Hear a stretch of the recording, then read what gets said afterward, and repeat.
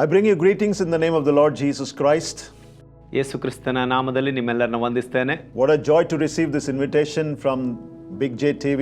Big J ಟಿವಿಯ ಈ ಆಮಂತ್ರಣಕ್ಕೋಸ್ಕರ ಬಹಳ ಸಂತೋಷವುಳ್ಳವನಾಗಿದ್ದೇನೆ. And a joy to share God's word through this wonderful medium of bringing the gospel to every houses. ಎಲ್ಲ ಮನೆಗೆ ಯೇಸುವಿನ ಸುವಾರ್ತೆಯನ್ನು ಹೊತ್ತುಕೊಂಡು ಹೋಗುವ ಈ ಮಾಧ್ಯಮದ ಮೂಲಕ ದೇವರ ವಾಕ್ಯವನ್ನು ಹೊತ್ತು ತರಲು ಸಂತೋಷವುಳ್ಳವನಾಗಿದ್ದೇನೆ. Quickly we will get into the word of God. ನೇರವಾಗಿ ನಾವು ದೇವರ ವಾಕ್ಯಕ್ಕೆ ಹೋಗೋಣ. There are many ways that you and I can honor God. ನಾವು ಅನೇಕ ರೀತಿಯಲ್ಲಿ ದೇವರನ್ನ ಗೌರವಪಡಿಸಬಹುದು. Various mentions in the Bible are honoring God with your heart. ಹೃದಯದಿಂದ ದೇವರನ್ನ ಗೌರವಿಸಿರಿ ಎಂಬುದಾಗಿ ಅನೇಕ ಭಾಗದಲ್ಲಿ ಸತ್ಯವೇದದಲ್ಲಿ ಉಲ್ಲೇಖವಿದೆ. If you look at Isaiah 29 and 13, Proverbs 4:23, and if you look at Proverbs 23 and 6, in all this scripture the Bible talks about honoring God with your heart. ಈ ರೀತಿ ಸತ್ಯವೇದದ ಅನೇಕ ಭಾಗಗಳಲ್ಲಿ ನಮ್ಮ ಹೃದಯದ ಆಳದಿಂದ ದೇವರನ್ನ ಗೌರವಪಡಿಸುವುದರ ಕುರಿತು ಉಲ್ಲೇಖವಿದೆ. The book of Proverbs 3:9 and 10 also the Bible says honoring God with your wealth. That's the most important thing. ಜ್ಞಾನೋಕ್ತಿ 3:9-10 ಹೇಳ್ತದೆ, ನಿಮ್ಮ ಧನದಿಂದ ಸಂಪತ್ತಿನಿಂದಲೂ ದೇವರನ್ನ ಗೌರವಪಡಿಸಿರಿ, ಇದು ಬಹಳ ಮುಖ್ಯವಾದ ಕಾರ್ಯ. 1 Corinthians 6:19 and 20 it says honoring God with your body. ಮೊದಲ ಕೊರಿಂಥ 6:19-20 ನಿಮ್ಮ ಶರೀರದ ಮೂಲಕ ದೇವರನ್ನ ಘನಪಡಿಸಿರಿ, ಮಹಿಮೆ ಪಡಿಸಿರಿ ಎಂಬುದಾಗಿ ಉಲ್ಲೇಖವಿದೆ. The book of Proverbs 3rd chapter 5 and 6 the Bible says honoring God with your life.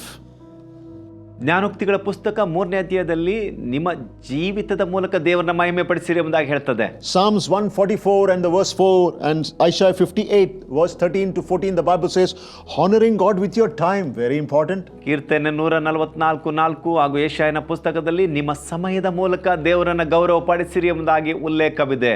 Matthew 25 if you read from 14 to 30 the Bible says honoring God with your talents. ಮತ್ತಾಯ 25:14 ನಿಮ್ಮ ತಲಾಂತುಗಳ ಮೂಲಕವೂ ದೇವರನ್ನ ಮಹಿಮೆ ಪಡಿಸಿರಿ ಎಂಬುದಾಗಿ ಉಲ್ಲೇಖವಿದೆ. Malachi 3rd chapter in the 10th verse it says honoring God with your treasure. Malachi 3ನೇ ಅಧ್ಯಾಯ 10ನೇ ವಾಕ್ಯದಲ್ಲಿ ನಿಮ್ಮ ಸಂಪತ್ತಿನ ಮೂಲಕ ದೇವರನ್ನ ಮಹಿಮೆ ಪಡಿಸಿರಿ ಎಂಬುದಾಗಿ ಉಲ್ಲೇಖವಿದೆ. So the Bible actually emphasizes that you need to honor God. ಸತ್ಯವೇದವು ನಾವುಗಳು ದೇವರನ್ನ ಗೌರವ ಪಡಿಸಬೇಕು ಎಂಬುದಾಗಿ ಹೇಳ್ತದೆ. I just love this scripture in Isaiah 43rd chapter 7 and the verse 22 which I quote all the time wherever I am called to preach. It's one of my favorite scriptures. It says like this. ಯೆಶಾಯ 43ನೇ ಅಧ್ಯಾಯ 7ನೇ ವಾಕ್ಯ 20ನೇ ವಾಕ್ಯ, ನನ್ನನ್ನು ಎಲ್ಲಿ ಪ್ರಸಂಗಿಸಲು ಕರೆದ್ರು ನಾನು ಬಹಳ ಸಂತೋಷದೊಂದಿಗೆ ಈ ವಾಕ್ಯವನ್ನು ಉಲ್ಲೇಖಿಸ್ತೇನೆ. Yes, the Bible says God created you for himself. ಹೌದು, ದೇವರು ನಿನ್ನನ್ನ ಆತನಿಗೋಸ್ಕರವೇ ಸೃಷ್ಟಿಸಿದ್ದಾನೆ. And then it says to proclaim praise. ನಂತರ ಅಲ್ಲಿ ವಾಕ್ಯ ಹೇಳ್ತದೆ, ಆತನನ್ನ ಮಹಿಮೆ ಪಡಿಸುವುದಕ್ಕೋಸ್ಕರ, ಸ್ತುತಿಸುವುದಕ್ಕೋಸ್ಕರ. To proclaim God's praise. ದೇವರ ನಾಮವನ್ನು ಸ್ತುತಿಸುವುದಕ್ಕೋಸ್ಕರ. So it's very important for you and me to know that it is God who created me for himself. ನೀವು ನಾನು ಬಹಳ ಮುಖ್ಯವಾದ ಒಂದು ಕಾರ್ಯವನ್ನು ಅರ್ಥ ಮಾಡಿಕೊಳ್ಳಬೇಕು. ದೇವರು ತನಗಾಗಿ ನಮ್ಮನ್ನ ಸೃಷ್ಟಿಸಿದ್ದಾನೆ. Honoring God in this world is a privilege for you and for me. ಈ ಲೋಕದಲ್ಲಿ ದೇವರನ್ನ ಗೌರವ ಪಡಿಸುವುದು ನಿಮಗೂ ನನಗೂ ಸಿಕ್ಕ ಬಹಳ ದೊಡ್ಡ ಸದವಕಾಶ. Especially when you come to know that God created you. ದೇವರು ನಿಮ್ಮನ್ನ ಸೃಷ್ಟಿಸಿದ್ದಾನೆ ಎಂಬುದನ್ನು ಅರ್ಥ ಮಾಡಿಕೊಳ್ಳುವಾಗ Psalms 139 and the verse 10th verse and onwards the Bible says God created you when you were in your mother's womb. ಕೀರ್ತನೆ 139ನೇ ಅಧ್ಯಾಯ 10ನೇ ವಾಕ್ಯ, ದೇವರು ತಾಯಿಯ ಗರ್ಭದಲ್ಲಿ ನೀನಿರುವಾಗಲೇ ನಿನ್ನನ್ನು ಸೃಷ್ಟಿಸಿ ರೂಪಿಸಿದ್ದಾನೆ. After you and I have come to know God and who he is unto you, ನಾವು ಈ ಲೋಕಕ್ಕೆ ಬಂದು ದೇವರು ಯಾರು ಎಂಬುದನ್ನು ಕಂಡುಕೊಳ್ಳುವುದಕ್ಕಿಂತ ಮೊದಲೇ and experiencing God's favors and mercy, ದೇವರ ದಯೆ, ದೇವರ ಕರುಣೆಯನ್ನು ಅನುಭವಿಸುವುದಕ್ಕಿಂತ ಮೊದಲೇ you will agree with me that his grace and mercy has followed us all the days of our life. ಕೃಪೆಯು ದಯೆಯು ನಮ್ಮ ಜೀವನದ ಎಲ್ಲಾ ದಿನಗಳು ನಮ್ಮನ್ನ ಹಿಂಬಾಲಿಸುತ್ತದೆ ಎಂಬುದನ್ನು ಒಪ್ಪುತ್ತಿರಲಿಲ್ಲವೋ? Why? Because the same Lord has given us that promise, that everlasting promise that I will never leave you nor forsake you. ಯಾಕೆ ನಮ್ಮ ದೇವರು ನಿನ್ನನ್ನು ಕೈ ಬಿಡುವುದಿಲ್ಲ, ತೊರೆದು ಬಿಡುವುದಿಲ್ಲ ಎಂಬ ವಾಗ್ದಾನವನ್ನು ಕೊಟ್ಟಿದ್ದಾನೆ. And if you read in the scriptures in Isaiah 43rd chapter 1 and 10, if you read Isaiah 44th chapter 1 and 10, in all the scriptures the Bible says in difficult times, in times of trouble, the Lord said, I will be with you, I will never leave you nor forsake you. ಯೆಶಾಯ 43:1-10 ವಾಕ್ಯಗಳು, ಎಂಥ ಕಠಿಣವಾದ ಸ್ಥಿತಿಯಲ್ಲೂ ಸಹ ದೇವರು ಹೇಳ್ತಾನೆ, ಎಲ್ಲಾ ಸಂದರ್ಭದಲ್ಲೂ ನಾನು ನಿನ್ನೊಂದಿಗಿದ್ದೇನೆ. To believe a God who is our creator give that kind of a promise, I don't think so we need to even doubt when we are talking about God talking to man. ನೋಡ್ರಿ, ನಾವು ನಮ್ಮ ದೇವರು ನಮಗೆ ಕೊಟ್ಟಂಥ ಭರವಸೆಗಳು, ಆತನು ಕೊಟ್ಟ ವಾಗ್ದಾನಗಳು, ಆತನು ನಮ್ಮ ಕುರಿತು ಹೇಳುವ ಈ ಮಾತುಗಳನ್ನು ನಾವು ನಂಬಬೇಕು. Numbers 23:19, the Bible says, God is not a man, he is not a son of any man. ನೋಡ್ರಿ, ಅರಣ್ಯಕಾಂಡದಲ್ಲಿ ಹೇಳ್ತದೆ, ದೇವರು ಮನುಷ್ಯರಾಗಿ ಅಲ್ಲ ಎಂಬುದಾಗಿ. He is not a son of any man. ಯಾವ ಮನುಷ್ಯರ ಪುತ್ರನಲ್ಲ He doesn't ಎಂಬುದಾಗಿ. change his mind like man changes. ಮನುಷ್ಯನು ಮನಸ್ಸು ಬದಲಾಯಿಸುವ ಹಾಗೆ ದೇವರು ಎಂದಿಗೂ ಮನಸ್ಸನ್ನ ಬದಲಾಯಿಸಲ್ಲ. And I'm sure by now you and I are convinced that we are talking about a God who wants to be our father, calls himself as a father unto us. ನೋಡ್ರಿ, ನಾವು ತಂದೆ ಎಂಬುದಾಗಿ ಕರೆಯುವಂತ ನಮ್ಮ ದೇವರು ನಮಗೆ ತಂದೆಯಾಗಿರುವುದಕ್ಕೆ ಆತನು ಸಹ ಬಹಳ ಸಂತೋಷವಾಗಿದ್ದಾನೆ. The Bible says in the book of 2 Corinthians 6th chapter, if you read the 18th verse, the Bible says, I will be a father to you, and you will be my sons and daughters, says the Lord Almighty. And how does he introduce himself to you?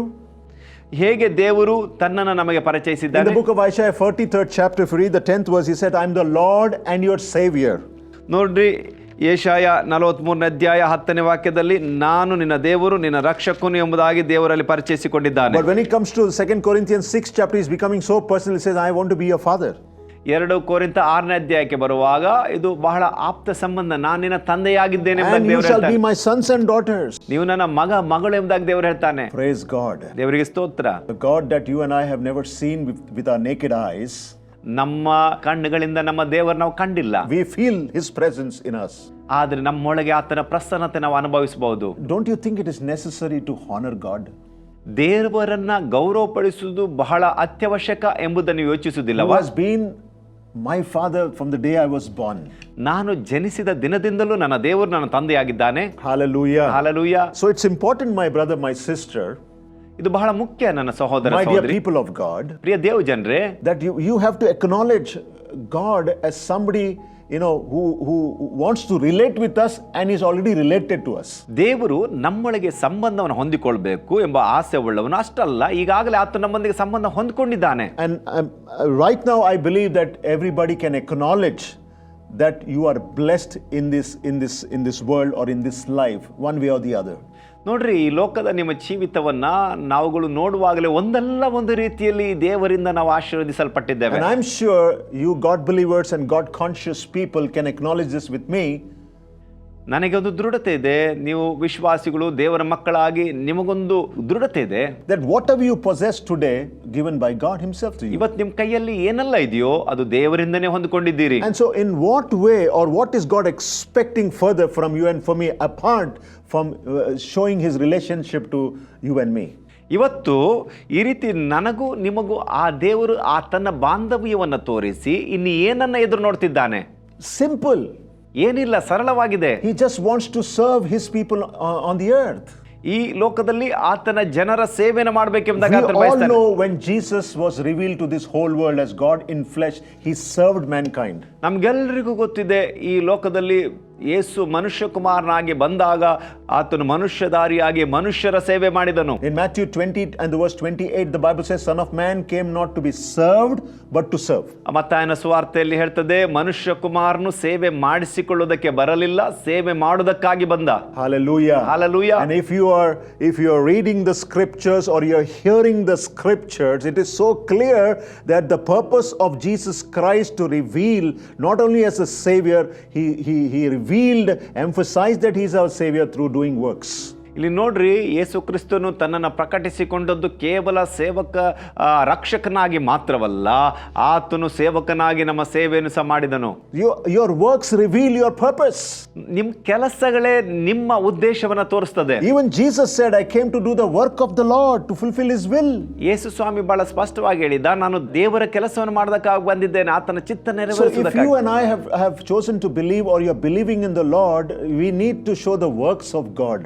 ನಾವು ದೇವರನ್ನ ನಂಬುದಾದ್ರೆ ದೇವರ ಕೆಲಸವನ್ನ ಮಾಡಿ ನಮ್ಮ ಜೀವಿತದಲ್ಲಿ ತೋರಿಸಬೇಕು. The book of Psalms 134 and Psalms 135, if you read the first verse and the second verse, in both the scriptures, it says like this, praise the Lord or bless the Lord, all you his servants.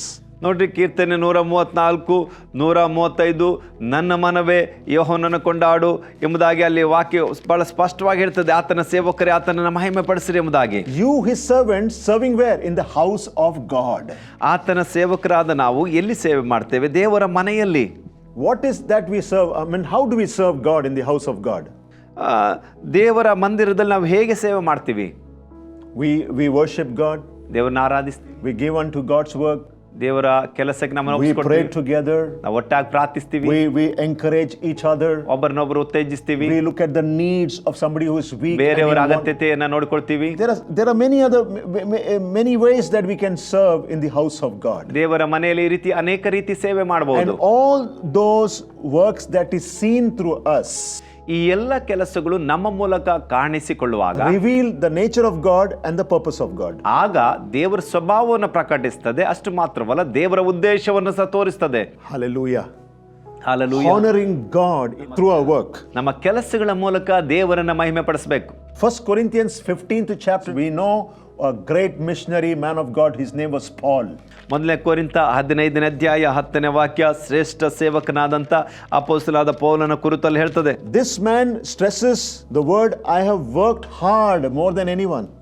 ಅಲ್ಲಿ ಪೌಲನು ಬಹಳ ಸ್ಪಷ್ಟವಾಗಿ ಹೇಳ್ತಾನೆ, ನಾನು ಎಲ್ಲರಿಗಿಂತಲೂ ಅಧಿಕವಾಗಿ ಕಷ್ಟಪಟ್ಟು ದುಡಿತೇನೆ ಎಂಬುದಾಗಿ. Let me read that scripture, 1 Corinthians 15th chapter and that verse. ನಾನು ಅಪೊಸ್ತಲರಲ್ಲಿ ಕನಿಷ್ಠನಷ್ಟೇ, ನಾನು ದೇವರ ಸಭೆಯನ್ನು ಹಿಂಸೆಪಡಿಸಿದ್ದರಿಂದ ಅಪೊಸ್ತಲನೆನಿಸಿಕೊಳ್ಳುವುದಕ್ಕೆ ಯೋಗ್ಯನಲ್ಲ. ಆದರೆ ನಾನು ಎಂಥವನಾಗಿದ್ದೇನೋ ದೇವರ ಕೃಪೆಯಿಂದಲೇ ಅಂಥವನಾಗಿದ್ದೇನೆ. ನನಗುಂಟಾದ ಆತನ ಕೃಪೆಯು ನಿಷ್ಫಲವಾಗಲಿಲ್ಲ. ನಾನು ಅವರೆಲ್ಲರಿಗಿಂತಲೂ ಹೆಚ್ಚಾಗಿ ಪ್ರಯಾಸ ಪಟ್ಟೆನು. Exactly.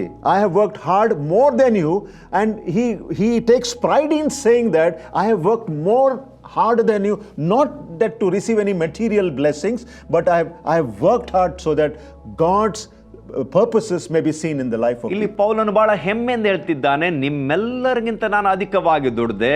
ಏನೋ ಒಂದು ಲೋಕದ ಸಂಪಾದನೆ ಆಶೀರ್ವಾದಕ್ಕಾಗಿ ಅಲ್ಲ, ದೇವರ ಉದ್ದೇಶವನ್ನು ನೆರವೇರಿಸೋದಕ್ಕೋಸ್ಕರ ನಾನು ದುಡಿದೆ. Amen. So it's very clear here, his emphasis is to see the spiritual work of the Lord being seen in the life of people. ಇಲ್ಲಿ ಆತ್ಮಿಕ ಕೆಲಸಗಳ ಮೂಲಕ ದೇವರ ಕಾರ್ಯವನ್ನ ನಮ್ಮ ಮೂಲಕ ನಾವು ತೋರಿಸಬೇಕು. Amen. Amen. Praise the Lord. ದೇವರಿಗೆ ಸ್ತೋತ್ರ. So Paul is very proud about the work that he was involved. ಪೌಲನು ತಾನು ಮಾಡುತ್ತಿದ್ದ ಕಾರ್ಯದ ಕುರಿತು ಹೆಮ್ಮೆ ಉಳ್ಳವನಾಗಿದ್ದ. The same Paul is saying something very specific for all of us practically when we all are having our own jobs and businesses and works that we are involved in this world.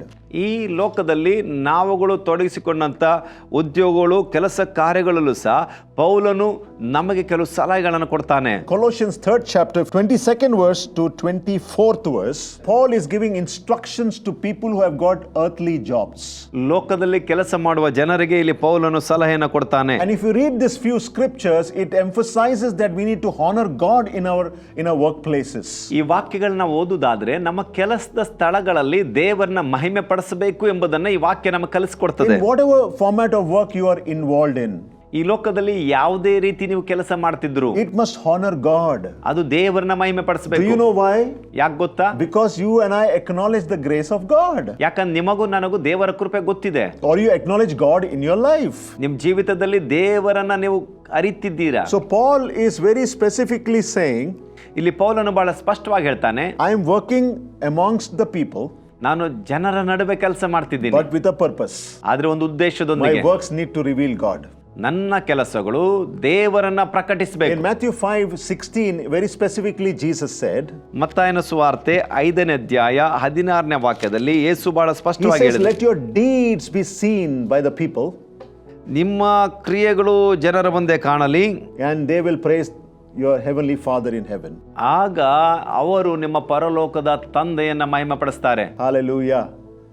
Amen. Amen. Praise the Lord. It is Jesus who said ಯೇಸು ಹೇಳಿದಂತ ಮಾತು, that your deeds must be seen, your works must be seen before people. ನಿಮ್ಮ ಕ್ರಿಯೆಗಳು ಜನರ ಮುಂದೆ ಕಾಣಿಸಲ್ಪಡಬೇಕು. And your works will inspire, your works will kind of, convict people that you are a person who belongs to the living God. ನಿಮ್ಮ ಕೆಲಸಗಳು, ನಿಮ್ಮ ಕ್ರಿಯೆಗಳು ಜನರಿಗೆ ಮನದಟ್ಟು ಮಾಡಬೇಕು, ನೀವು ದೇವರ ಮಕ್ಕಳು ಎಂಬುದನ್ನು. So what was Christ trying to emphasize?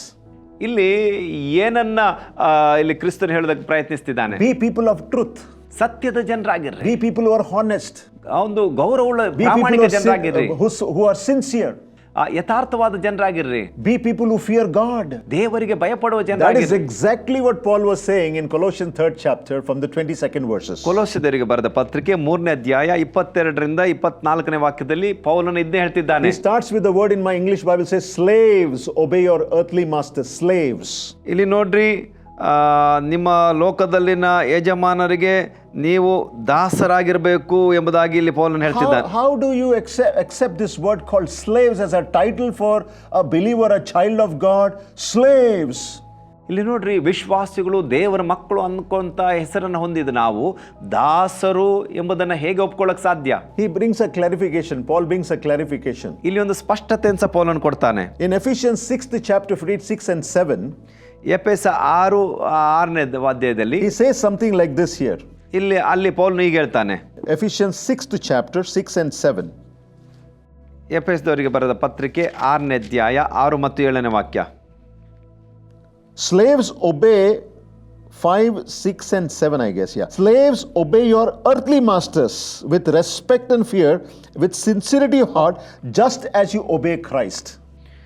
ಇಲ್ಲಿ ನೋಡ್ರಿ, ದಾಸತ್ವದಲ್ಲಿರುವವರೇ ಈ ಲೋಕದಲ್ಲಿರೋ ನಿಮ್ಮ ಇರುವವರಿಗೆ ಕ್ರಿಸ್ತನಿಗೆಂದು ಮನೋಭೀತಿಯಿಂದ ನಡುಗುವವರಾಗಿಯೂ Then it says, ಸರಳ ಹೃದಯರಾಗಿಯೂ ವಿಧೇಯರಾಗಿರ್ರಿ. yes, obey them not only to win favor when their eyes are on you, but like slaves of Christ. ಮನುಷ್ಯರನ್ನ ಮೆಚ್ಚಿಸುವರು ಮಾಡುವ ಪ್ರಕಾರ ಯಜಮಾನ ನೋಡುತ್ತಿರುವಾಗ ಮಾತ್ರ ಸೇವೆ ಮಾಡದೆ ಕ್ರಿಸ್ತನ ದಾಸರಿಗೆ ತಕ್ಕ ಹಾಗೆ ದೇವರ ಚಿತ್ತವನ್ನು ಮನಪೂರ್ವಕವಾಗಿ ಮಾಡ್ರಿ. Yeah, doing the will of God from your heart. ದೇವರ ಚಿತ್ತವನ್ನು ಮಾಡುವವರಾಗಿ. Hallelujah. And the 7th verse says, serving wholeheartedly as you're serving the Lord. See the instructions over there? ಮನುಷ್ಯರಿಗೋಸ್ಕರವಲ್ಲ, ಕರ್ತನಿಗೋಸ್ಕರ. Amen. So it's very clear here that we are slaves of Christ. ನಾವು ಕ್ರಿಸ್ತನ ದಾಸರುಗಳು ಎಂಬುದು ಬಹಳ ಸ್ಪಷ್ಟವಾಗಿ Why the word slave is used? ಯಾಕೆ ಇಲ್ಲಿ ದಾಸರು ಎಂಬುದಾಗಿ? A slave is a one who's been purchased with a price to serve the master or to work for the master. ದಾಸ ಅಂದರೆ ಆತನು ಬೆಲೆಯನ್ನು ಕೊಟ್ಟು ಕ್ರಯಕ್ಕೆ ಕೊಳ್ಳಲ್ಪಟ್ಟವನು. And we know most often we understand slaves were found in Africa. ಆಫ್ರಿಕಾದಲ್ಲಿ ಈ ರೀತಿ ದಾಸರುಗಳನ್ನು ನಾವು ಅಲ್ಲಿ ಕಾಣ್ತೇವೆ. There was a price put on the slaves and they were taken as servants to serve their master. ಅವರನ್ನ ದಾಸರನ್ನಾಗಿ ಅವರಿಗೆ ಬೆಲೆ ಕೊಟ್ಟು ಯಜಮಾನನಿಗೆ ದುಡಿಯುವುದಕ್ಕೆ ಅವನನ್ನು ಬೆಲೆ ಕೊಟ್ಟು ಕೊಂಡುಕೊಳ್ತಾರೆ. Here we are the slaves of Christ. Why? Because Christ has paid the price of his own blood. ನಾವಿಲ್ಲಿ ಕ್ರಿಸ್ತನಿಗೆ ದಾಸರು, ಯಾಕಂದ್ರೆ ಕ್ರಿಸ್ತನು ತನ್ನ ರಕ್ತವನ್ನು ಕೊಟ್ಟು ನಮ್ಮನ್ನ ಕ್ರಯಕ್ಕೆ ಕೊಂಡುಕೊಂಡಿದ್ದಾನೆ. So that's why you are under a bond. ಹಾಗಾಗಿ ನಾವು ಒಂದು ಒಡಂಬಡಿಕೆಯಲ್ಲಿದ್ದೇವೆ. Yes, Galatians 1:10 Paul says we are bonded servants of Christ. Bond. ನಾವು ದಾಸರುಗಳಾಗಿದ್ದೇವೆ. We are under a bond. ನಮಗೆ ಒಂದು ಒಡಂಬಡಿಕೆ ಇದೆ. And slave has got no freedom to use his own choice. ಈ ದಾಸನಿಗೆ ತನ್ನ ಆಯ್ಕೆಯನ್ನು ಮಾಡಿಕೊಳ್ಳುವ ಸ್ವಾತಂತ್ರ್ಯ ಇಲ್ಲ. And his only purpose is to obey the command of his master. ಆತನ ಉದ್ದೇಶ ಒಂದೇ ಒಂದು, ತನ್ನ ಯಜಮಾನನ ಮಾತಿಗೆ ವಿಧೇಯವಾಗುವಂತದ್ದು. Not his will, but the will of his master has to carried out in his life. ತನ್ನ ಚಿತ್ತವಲ್ಲ, ತನ್ನ ಯಜಮಾನ ಏನು ಬಯಸ್ತಾನೋ ಅದನ್ನ ಮಾತ್ರ ಇವನು ಅನುಸರಿಸಬೇಕು. How many of you have accepted Christ as your savior or Christ as your master? ಎಷ್ಟು ಜನರು ಕ್ರಿಸ್ತನನ್ನ ರಕ್ಷಕನನ್ನಾಗಿ ಅಥವಾ ಯೇಸು ಕ್ರಿಸ್ತನನ್ನ ನಿಮ್ಮ ಒಡೆಯನನ್ನಾಗಿ How many of ಸ್ವೀಕರಿಸಿದ್ದೀರಿ? you know, Christians, my dear brothers and sisters, that you've been purchased with a cost? ನನ್ನ ಸಹೋದರ ಸಹೋದರಿ, ಎಷ್ಟು ಜನರು ಯೇಸು ಕ್ರಿಸ್ತನು ನಿಮ್ಮನ್ನ ಬೆಲೆ ಕೊಟ್ಟು ಕೊಂಡುಕೊಂಡಿದ್ದಾನೆ ಎಂಬುದನ್ನು Christ ಅರಿತಿದ್ದೀರಿ? had paid a price. 1 Corinthians 6 chapter. ಕೊರಿಂಥ 6 ಹೇಳ್ತದೆ, ಆತನು ಬೆಲೆ ಕೊಟ್ಟು ಕ್ರಯಕ್ಕೆ ಕೊಂಡುಕೊಂಡಿದ್ದಾನೆ. He has paid a price of his own life. ತನ್ನ ಸ್ವಂತ ಜೀವವನ್ನು ಅರ್ಪಿಸಿದ್ದಾನೆ. The Bible uses the word purchased us with his only blood. ತನ್ನ ಸ್ವ ರಕ್ತವನ್ನು ಕೊಟ್ಟು ಆತನು ಖರೀದಿಸಿದ್ದಾನೆ ಎಂಬುದನ್ನು ಸ್ಪಷ್ಟವಾಗಿ ಬೈಬಲ್ So ಹೇಳ್ತದೆ. today I don't feel shy to mention I'm a bond servant, I'm a slave of Christ, because Christ paid the price of his own blood so that I fulfill his will. ನಾನು ಕ್ರಿಸ್ತನ ದಾಸನು, ಕ್ರಿಸ್ತನು ತನ್ನ ರಕ್ತವನ್ನು ಕೊಟ್ಟು ಕ್ರಯಕ್ಕೆ ಕೊಂಡುಕೊಂಡಿದ್ದಾನೆ ಎಂಬುದಕ್ಕೆ ಹೇಳುವುದಕ್ಕೆ ನನಗೆ ಯಾವ ನಾಚಿಕೆ ಇಲ್ಲ. Hallelujah. Hallelujah. Amen. Praise the Lord.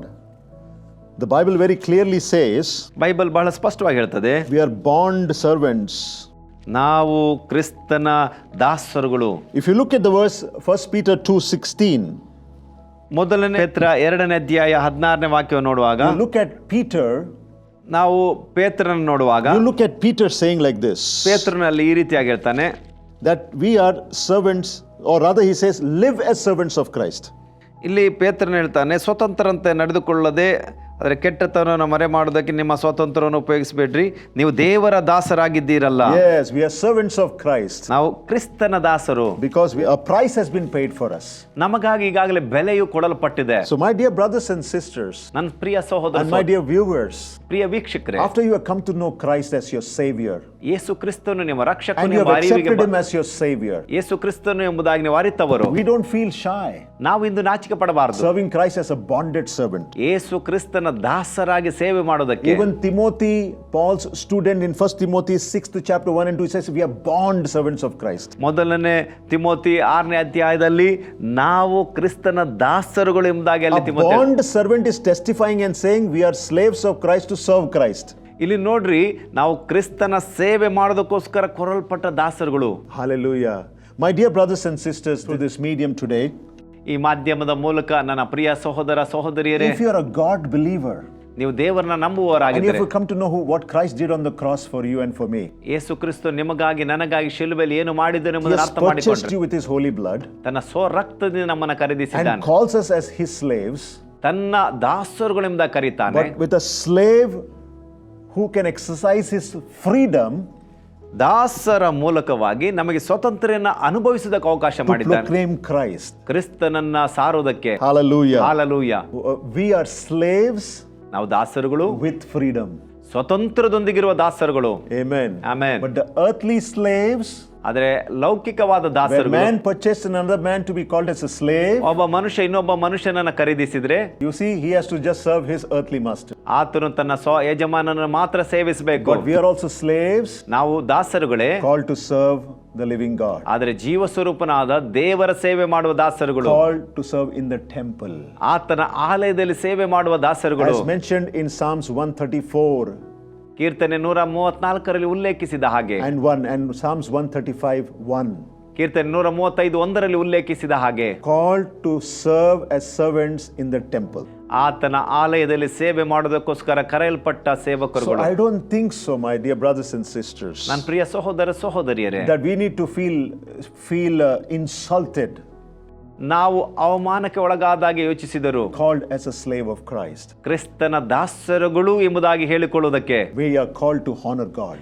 ಆದರೆ ದೇವರನ್ನ ಗೌರವ And ಪಡಿಸುವುದಕ್ಕೋಸ್ಕರ let's not lose ಕರೆಯಲ್ಪಟ್ಟವರು. this privilege ಇದೊಂದು ಸದಾವಕಾಶ, ಇದನ್ನು of ತಪ್ಪಿಸಿಕೊಳ್ಬೇಡ್ರಿ. honoring God, ದೇವರನ್ನ ಗೌರವ ಪಡಿಸುವಂತದ್ದು, though being called as slaves.